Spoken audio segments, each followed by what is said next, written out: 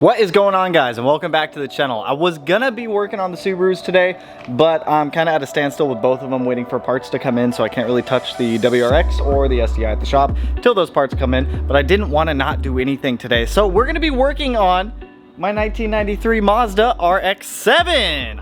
I've been pumped for this car. I've been like hoarding a lot of parts for this thing the past couple of weeks. So today we're gonna go through and we're gonna build the 13B. Never built a 13B before. I took some time this morning to assemble one of the rotors, so that way I have somewhat of an idea of what we're gonna be doing today. I just had to make a trip over to Atkins Rotary. Thankfully they're only about a half hour away, to swap out two of the oil control ring scraper ring springs. There's two little springs that sit under there, and I had two of them that were the wrong size, so thankfully they were able to exchange those for me so we can start building those. So as some of you guys know, we picked up this RX7 a couple of weeks ago. This thing hasn't ran in 10 years. It had the engine pulled and was going to be LS swapped by two owners prior to me because the coolant seals were leaking and it was causing the car to overheat. So thankfully we're here to save it and put a rotary back in this thing. Now right here we have the 13B that I've already gone through, cleaned up, did a half bridge on all of this, and repainted the housing just so that way the engine looks a little bit better. But before we even get to this, we need to go build some rotors. So we are gonna be assembling the rotors in here in the office. It just kind of acts as more of a clean room, and it just gives me an environment to be able to like take my time with. There's less dirt, dust, everything like that flying around like there would be outside. So I've already gone through here and done this one rotor here. It's got all of its side seals clearanced, all the corner seals in. It's got the oil control rings in there, all the springs. So this one is ready to go. This one I still need to do. I just wanted to do once, that way I had an idea of what I was doing. By no means am I a rotary expert. This is the first 13B, the first rotary I've ever put together. So let's just go through this. I'm gonna strap on the GoPro and we're gonna assemble a rotor, and then we're gonna go outside and start putting it in an engine and turn it into an actual engine. We've got our side seals in along all three edges. They have their springs underneath and they're all clearance to 2.5 thousandths of an inch between the edge of the side seal and the corner seals. These will expand under heat, and I was told if you go too tight they will crack these corner seals, and if you crack a corner seal you're gonna have a bad day. So now we're ready to get the springs in. So we are going to need the white springs for this one, and we're gonna need that O-ring and this O-ring. So that's what we need for the oil control rings and the Vaseline, because we gotta lube them up. So in here there's going to be these little indentations, or these little grooves or pockets, and that is for these rings to sit in. So the rings that have the white labeling on them are going to face the front of the engine. Now because this is a front rotor, we've decided that this stationary gear is going to face obviously towards the front of the engine, whereas on the back side, if you look at this one right here, there is no gear. The gear is on the opposite side, so that kind of determines which way the rotor faces. On these little side springs here, there's going to be two little tabs. They're both bent opposite directions. One of them is going to have a rounded little lip on it. The other one's going to be flat. The flat lip faces up, and the little rounded lip is going to set in the indentation inside of here, and that keeps the oil control ring from spinning around like a maniac. And then we'll grab our bigger white spring here and do the exact same thing. So the little round end faces down, the square end faces up. Find our notch, which is right there. Test it, doesn't move, cool. Now we grab our very expensive oil control rings. I still don't quite understand why these are so expensive, but they are. The smaller of the O-rings, which is thicker, goes on the outside of this ring, and this is the inner ring. Make sure that the O-ring isn't twisted.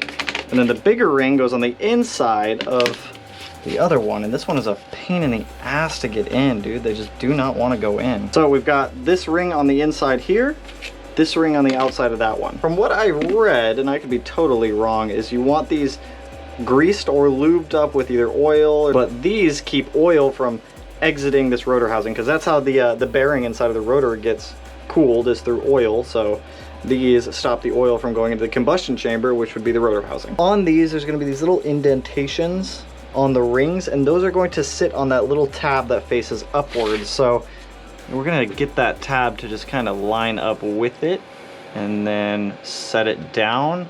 From what I was told, and I could be wrong, if you miss it, it's not the end of the world, because it'll rotate around and finally end up finding its home.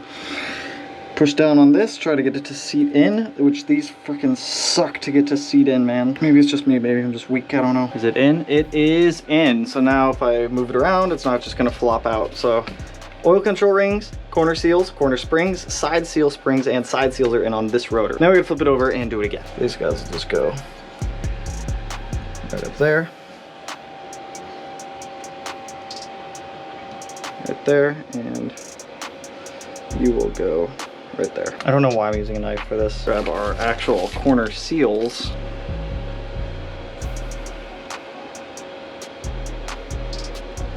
Side seal springs. Should have 3 of these. 1, 2, 3. Okay, perfect. Little arms are gonna wave upwards like they're trying to fly away to the sky. Center the spring as much as possible.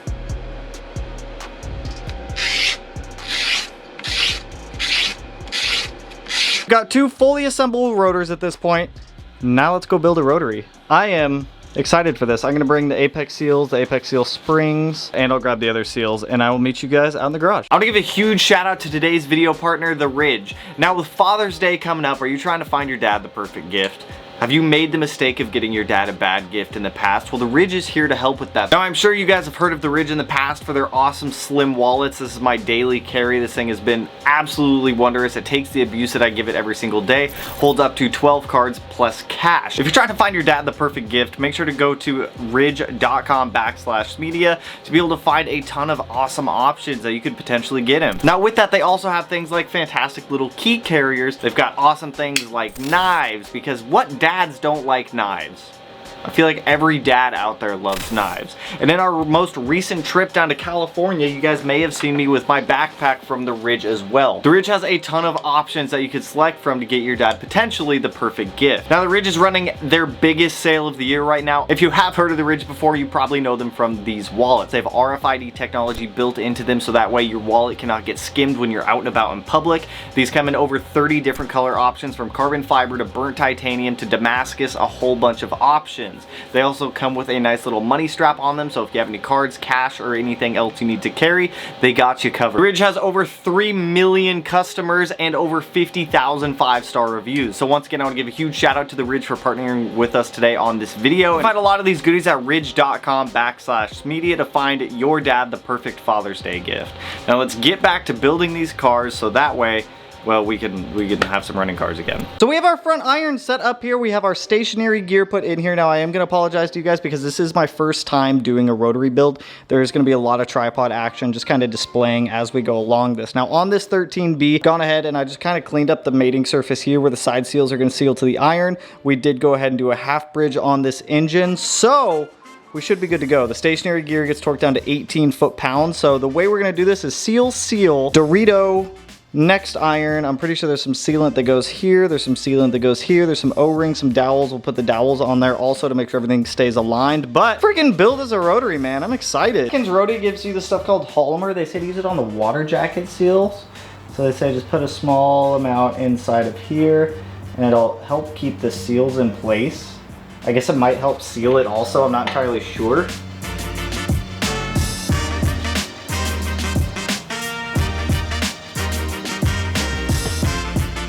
Now the trick with these is to make sure they don't roll over on themselves, because we just want these guys to be nice and flat in here.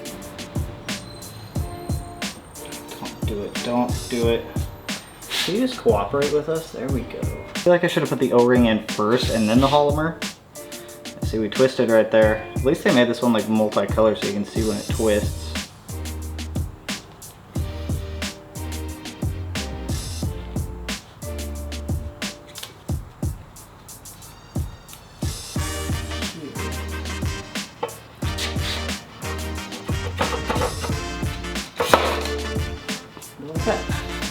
Oh, now okay. I see how it has that. Oh yeah. I believe I can. There we go. Let me get this right. So it doesn't, when you put together, it doesn't matter where that is as long as it's. That's the whole point of the stationary gear, and then the E-shaft will go in, and that'll locate it. Which I need to put the E-shaft in here in a second. Oh, so the E-shaft, it just rotates around that.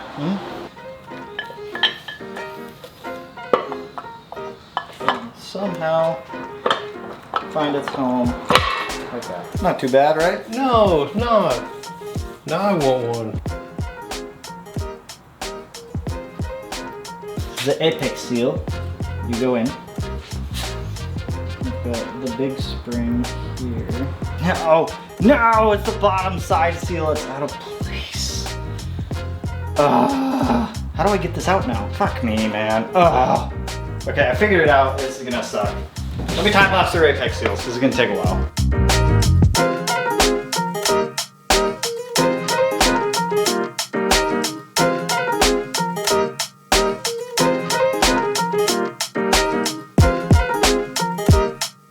Just like when we took this thing apart, I had to have someone pick up on the E-shaft for me so I could get the center iron on there. But it's on there. I smashed my finger in between the irons, so a little piece of me in here now. Been running this Holomer all the way through here. That's another thing, you gotta watch the seals as you're going to do this. I had Matt keep his hawk eyes on it for me. Or would you prefer to have butterfly eyes, Matt? Yeah, I don't care. Either one. We've got the inner coolant seal here. Where the fuck is Kenny? Rotary's here. I see it. I heard him. You want a rotary, man? The Freshly rebuilt. Put it in your Skyline. That'd actually be a dope swap. I would help you. I would help build that one for you. That'd be dope. be good content. Right. And raining in the London can swap. Our sandwich here. We've got front plate, rotor, and rotor housing. Center plate. The center plate is the one I had to have Matt pick up the E-shaft for me for. And then we've got this next rotor housing on here. I've been going through cleaning all of these with brake clean and parts cleaner as I've been going and stacking them all. So now I'm gonna lube up this one again with some oil. We'll get the rotor housing in, and then I gotta do the fun, super time of apex seals again, which aren't too terribly bad. I found a way that kind of works for them. It's a rotary, it lives on this stuff anyway, so it's all right if it has a little excess oil. So because this one is the rear iron, the stationary gear will point backwards towards us. And then this will find its home somewhere on this fucking eccentric shaft. If I can do this without smashing my finger again. Right there. I heard something fall out. Fuck. Yep. Corner seal. Hey, let's try this again. Oh. Throw on stuff and hope that it doesn't fall out.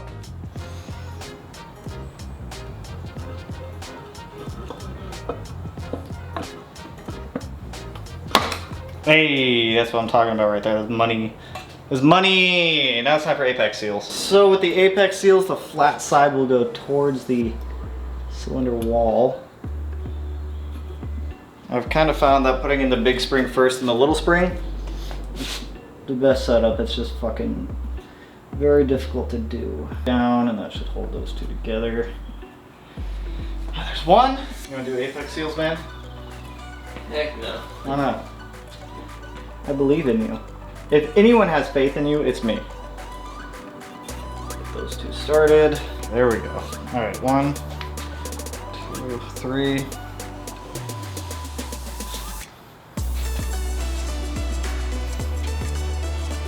1 and 2, and 3. That's what's up, Daddy-o. That's what we like right there, apex seal. Finish off this seal since they're two-piece. Apex seals! That's what we like, isn't it?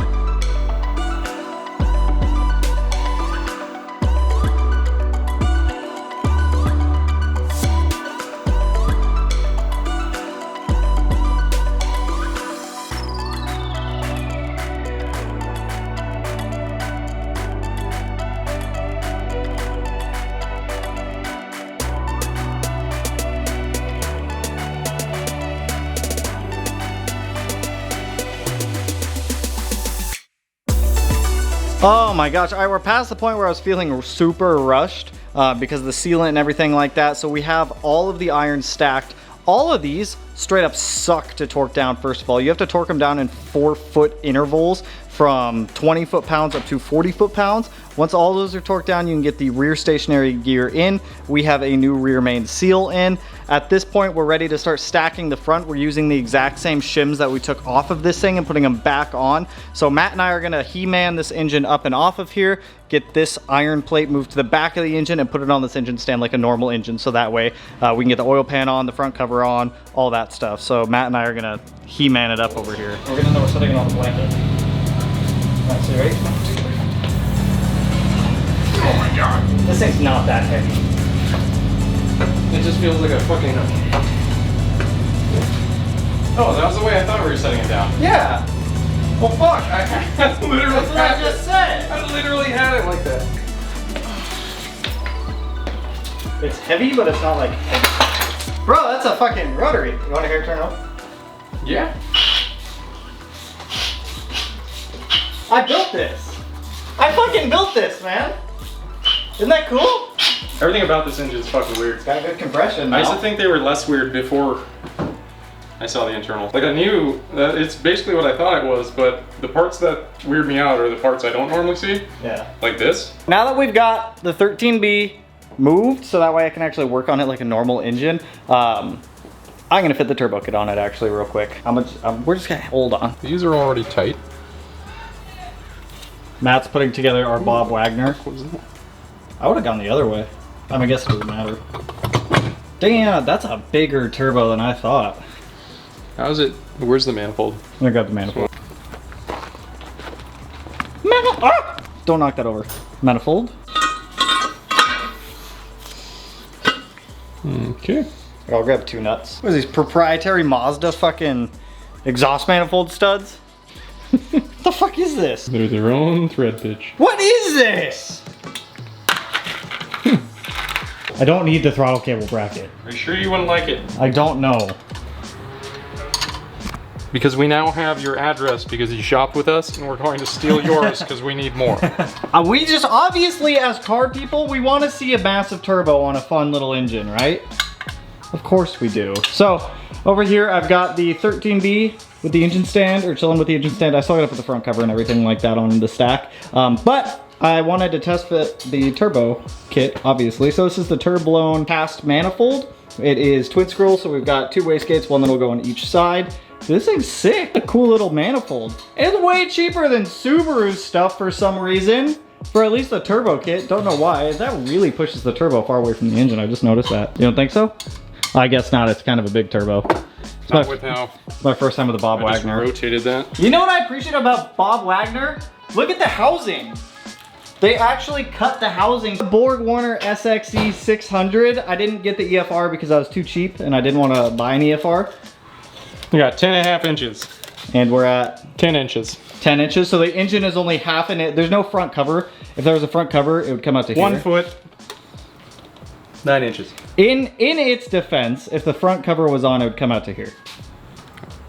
There's just no front cover on it.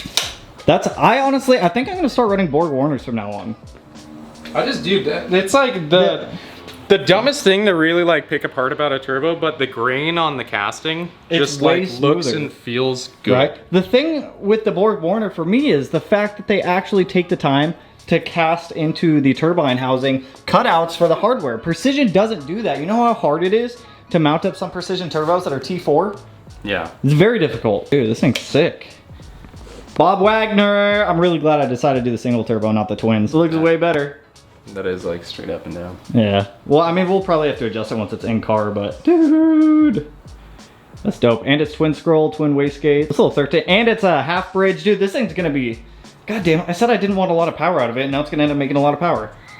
It's got 2 Wall Bureau 450s. I mean, we can always dial it back too. We don't have to run it at its maximum potential all the time, but we'll see. I need to figure out who's a good tuner for these things also. So we can't put the front cover on yet. I totally spaced on grabbing a front cover gasket. I should have grabbed one when I was at Atkins earlier. I didn't even think about it. So we're gonna wait to put the rest of the front stack on until I don't know if there's a gap. I know there's an O-ring. Is it just the O-ring? Matt, is it just an O-ring for the oil pump? Because I have the O-ring. Cover O-ring with ring. What is this one? front hub O-ring bolt. I'll hop online tonight. I'll order some diagrams, I'll look up some diagrams, order some parts, and I'll follow up with you. But dude, that thing's gonna make so much sauce. I don't know enough about rotaries to be like, this thing's gonna make all the power. I don't know. It looks cool though. That's all I care about. It's the next morning. I went ahead and got the front cover seal ordered and all the other little seals I could think of. Water pump, exhaust manifold, intake manifold, all the seals I could think of. I'm sure there's more that I'm missing. So the next kind of steps with this 13B at this point, get the front cover all sealed up once those gaskets come in, which will probably be here Tuesday or Wednesday. We can go ahead and get the clutch thrown on that thing and get that engine back in this RX7. So that way, well, we have one less engine on an engine stand and we can actually start piecing together the RX7 a little bit more. Like I said, I have that full radium fuel system sitting in the RX7 for us to install. 2 Wall Bureau 450s, drop-in hanger, their fuel filter, everything we need for the fuel system with the exception of like fuel rails, fuel pressure regulators and that kind of stuff, but we can snag that later once we're actually like starting to address the engine. I'm waiting on a shipment to come in from Chase Bays for the master cylinder, the clutch line. I've got a new clutch fork, new clutch release bearing, all that stuff, so that way we can get this thing going again, because I want the RX-7 running at least by the end of summer. Like I said, if you guys have any good tuner recommendations, either local to the Pacific Northwest or remote tuners, the car will be on a Haltech, please let me know because I don't know anyone. So with that, that's all I got for you guys on this one. Good progress on the RX-7. I should be jumping back on the Subaru stuff in the next video until I hoard a little bit more of the RX-7 stuff to come in. So if you like the video, you know what to do. Go and hit that like button, turn it black, blue, green, yellow, purple, silver, cyan, whatever color it turns for you. And if you're not already subscribed to the channel and you want to be, I'll put it in one of these corners. No idea which one quite yet. But with that, I'll catch you guys in the next one. So peace out, homies.